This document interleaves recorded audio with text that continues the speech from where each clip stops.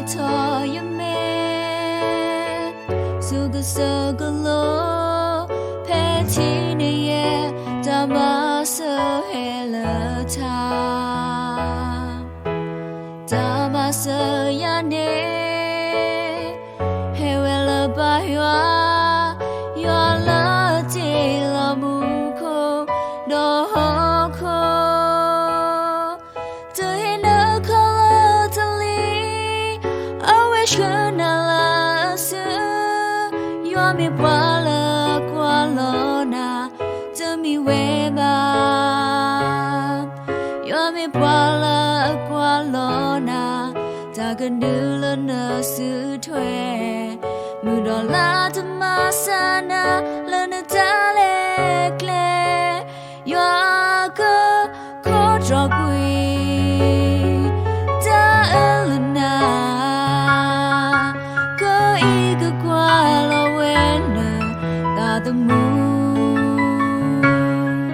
Go Huga Yawena No I told you look No heke To Isunya Iguagina Losu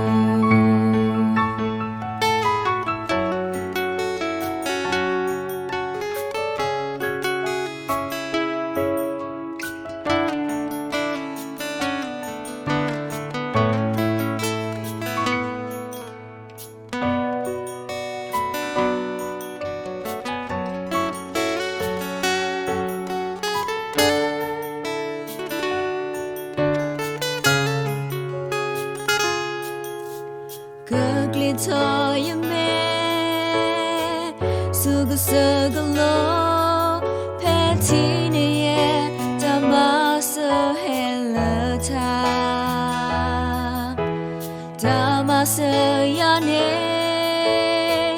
Hewela Saywa Your love Lamuko Dohoko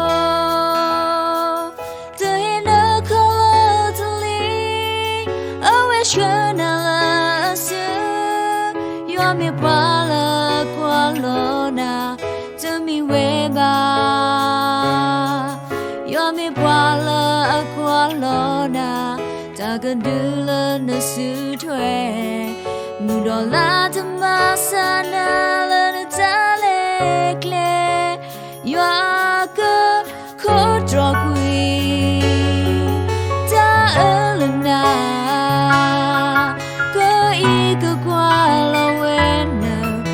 The moon Go Huga Yawena No I told you